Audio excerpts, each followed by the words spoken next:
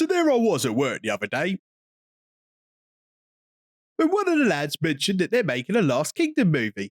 I thought he's pulling my leg since I'm a keen observer of all things TV and film related, but lo and behold, the little bugger was right. Now, I don't think it's an exaggeration to say that The Last Kingdom was one of my favourite TV series of the last 10 years. I can remember being just as excited about watching an episode of The Last Kingdom as watching an episode of Game of Thrones. And we're not talking about the crappy late season of Game of Thrones here either. And who has a better story than Bran the Broken? Oh no, I mean Game of Thrones at its peak. So that being said, I thought I'd put this little video together to explain to you lovely lot why The Last Kingdom is so great, and hopefully get those of you that haven't seen it to cram the full 5 seasons in ahead of the film's release next year. Now I'll go over the basics of the plot, however given that some of you may not have seen it, I'll try to avoid spoilers. So get comfy and join me on this little journey through one of the best shows of the last 10 years, right after my short but snazzy theme tune.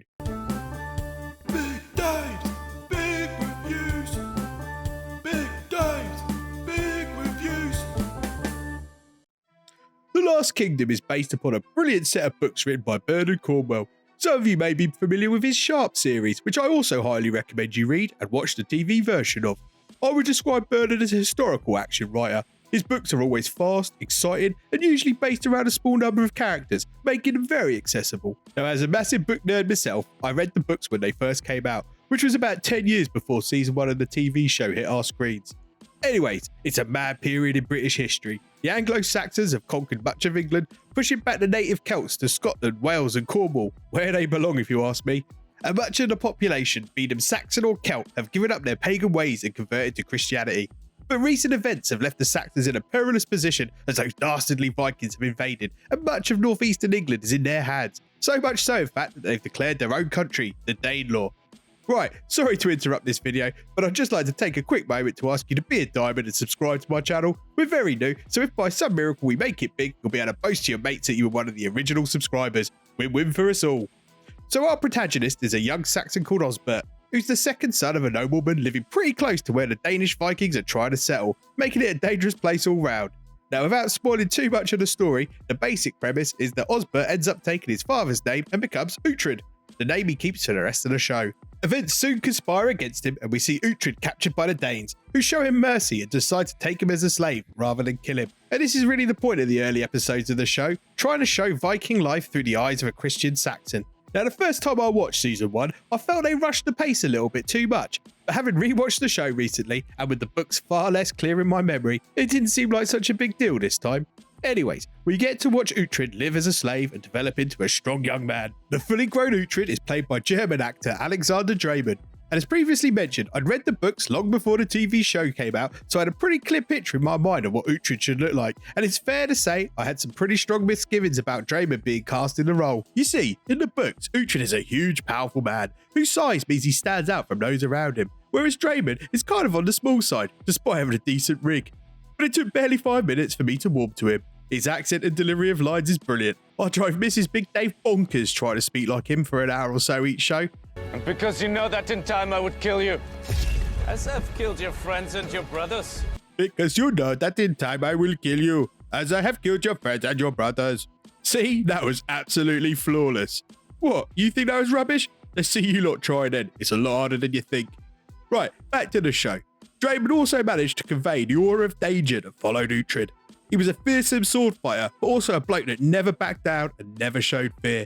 Draymond got this about the character, but also added a bit more charm than we see in Book Uhtred. I think it's clear from the interviews and public meet and greets that Draymond attended that the character meant a lot to him, so well done lad, you did him justice in my eyes, despite hovering dangerously close to manlit territory. The early to mid seasons of the show centre around the struggles of King Alfred, who I'm sure you know is now referred to as Alfred the Great. You can't count that as a spoiler, surely. Alfred is played by David Dawson, who does a blinded job. Alfred is supposed to be a complex character, difficult to like but easy to respect, and Dawson absolutely nails it. And just as impressive is Eliza Butterworth, great name, who played his wife. She's an utter moo in the books, but far more likeable in the TV series, at least by the latter parts of them, and I think a lot of that is down to the lovely acting of Eliza. Oh, and she went from looking like this in season 1 to this in season 5. You go, girl. Alfred's story aside, we continue to follow Uhtred's journey. He's got your typical revenge arc alongside the grander story of the founding of England. but the plot and subplot never get in the way of each other or feel like one is forcing the other in some unnatural way. There's a host of entertaining characters in the show, including a couple played by some actors that the House of Dragon fans amongst you will be familiar with. There's one of Uhtred's loyal men, Osferth, played by none other than Aemon Targaryen, or Ewan Mitchell if you prefer. Helena Targaryen, Fia Saban, is also in the show playing Elfwin, who is the daughter of King Alfred's sister Ethelflaed, who herself is a major player in the show. Now, Bernard Cornwell loves to give his main characters a friendly Irish companion, and The Last Kingdom is no different, as Uhtred's best pal is Finan, who's Irish and friendly. TV Finan doesn't quite get as many witty jokes as book Finan, but he's a lovable rogue all the same. Big Dave, I hear you ask, what are the themes of the show? Well, I'm glad you asked. I already touched upon one earlier, namely viewing the Viking way of life through the Christian Saxon lens, and there's a lot more besides. But I suppose the most obvious theme, and it is a theme that Bernard Cornwell often has in his books, is the impact of Christianity on the people of the time. In this case, we see the Norse religion held up against Christianity, and as is custom for Bernard Cornwell, Christianity doesn't fare too well. It's made pretty clear in the books and the TV show that Christianity has made men soft. Far too many young men are joining the clergy or becoming monks, making them and their land a ripe target for the much more warlike Danes. Now, there's plenty of historians that have made similar points regarding the impact of Christianity on the fall of Rome, so whilst it's nothing new, it's interesting to see it play out in this show. We also see the corruption and greed of the church. Tithes and taxes are forced on common folk. Also, the local church can hoard more gold than a greedy dragon. But it's not all greedy priests. The show also contains some fantastic scenes of the Danes being fascinated by some of the more fanatical Christians they come across. They particularly like testing whether the Christian god is powerful enough to save their worshippers from imminent, spiky death. And as I'm sure you can imagine, these experiments usually don't end too well for the Christians. In a similar vein, we also get to see the effect that the old pagan religion has on the Danes. They show far more superstition and can be tricked by people devious enough to use their own beliefs against them. Now let's talk more about the fun stuff, and by that I mean action scenes. So the first 2 seasons of The Last Kingdom were produced by the BBC, so the budgets were on the smaller side, but this didn't stop them making some bollock-tingling action. There's one battle scene that I've watched over and over and still absolutely love, but I don't want to spoil it for you, so go watch it.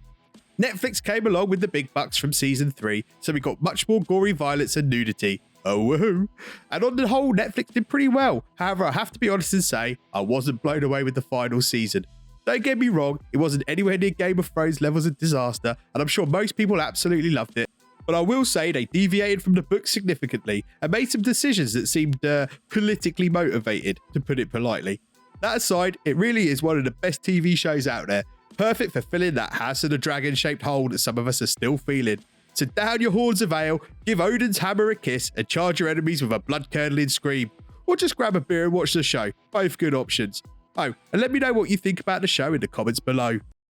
Bloody hell, you've made it to the end of the show. Well done you. Now, if you could be a diamond and subscribe to the channel and hit the notification bell, that will make sure we can keep in touch in future. Please also drop a like on the video and maybe even comment below. A bit of banter is always welcome. I'd like to wish you all the best. Until next time.